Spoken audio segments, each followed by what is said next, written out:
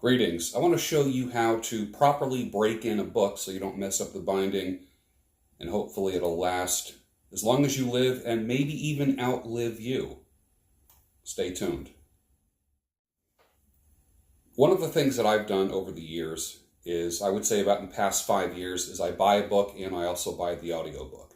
What I do is I will read the book and then I also listen to the book on the way to work. That's something that has worked out well for me. So by the time I read it the second time, much of it is familiar, but a lot of times there's things that when I'm reading it the second time, because I read everything 2 or 3 times, I find new information that I missed the first time. So I'm constantly going back to my books. I have a massive library that I'll show you one of these days. Let me show you a book that I have. I've listened to the audiobook many times. I actually never had the book. Robert Greene's 48 Laws of Power. Pretty thick book. I really like it. I'm probably about 25 pages into it. And even though I've listened to the book, I'm hearing things that I'm reading things that I don't remember hearing. One of the things about this book here is it's a brand new book. And you can see here, the publisher, the bookmaker, actually put a crease right here and right here. And that's to guide the first opening of the book. Let me move the PC here. And what you do is you go like this. See how it naturally opens on that. I make sure it stays on that. I bring it down, and then I do this. Now, all of the pages after that, for the first half of the book, are going to follow that. They're not going to be cockeyed. So I'm going to take this, and I'm going to hold it right here, and then do this with my thumb. Second page. Pull, hold it. Now, I will do that. I will split the book in half. It's about 450 pages. I'm going to take 225 pages and do it in that direction. The back cover, same thing. It goes on the crease. I don't go all the way to the end of the binding. That way the binding will crack and your pages will eventually fall out. And I will be listening to the book while I'm doing this. It'll probably take me 30 minutes to do the entire book. I will do literally half the book in this direction, half the book in that direction.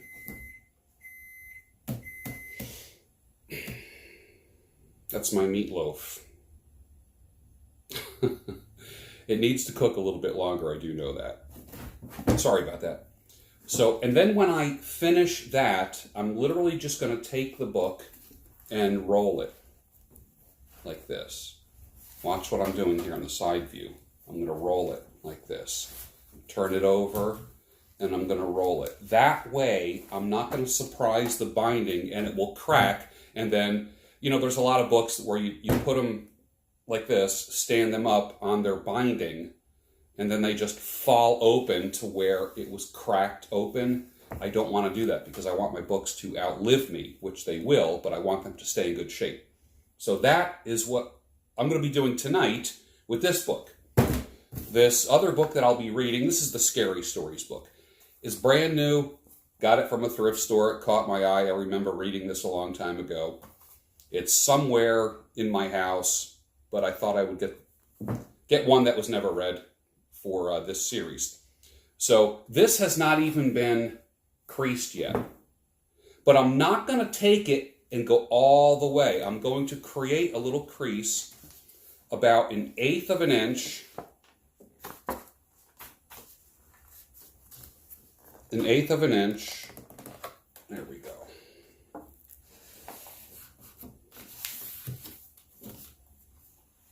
I don't know if you can see that. It's 1/8 of an inch in from the actual binding. If I went all the way to the binding with it, we would end up having some problems. A lot of people will take a ruler, because doing this one page after another can put calluses, and you actually feel the heat from the paper, from the friction. A lot of people will just take a ruler and do that.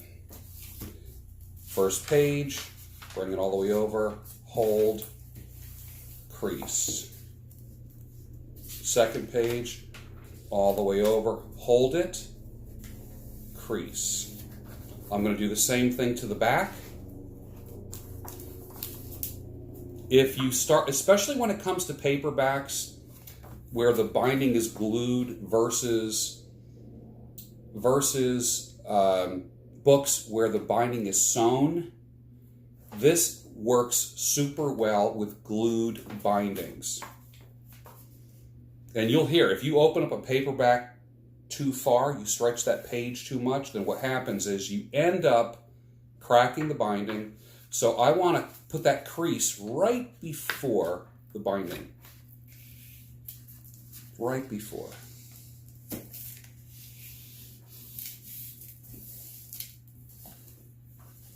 Can you see this now?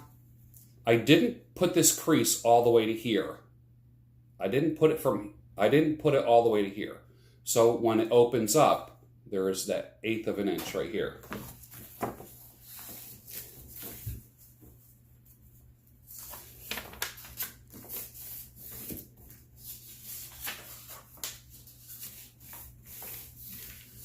And then when I'm done, same thing, roll the book. With a paperback, you can actually roll it up like that, roll it in the other direction. Get it used to being handled that way. The pages and the binding will flex better. Your books will last longer, and you're not going to break them. And as always, store books upright on a shelf. I'm not a big fan of putting books on shelves like this, although it looks great to have some standing up and some laying down. It's more of an aesthetic thing, but books are meant to be on their end and the binding resting on itself. I hope that helps. Do that with your books. They're going to last longer. They're not going to crack. And you're spending good money on books. Why not treat them like precious property? There's great information in these books. Preserve it, not only in your head, but for future generations on your bookshelves. This tutorial was brought to you by the Tactical Soap Company. Pheromone enhanced soap made by men, supporting men's endeavors. You wash yourself anyways with soap. Why not wash yourself with something from a company that supports you and all that you stand for?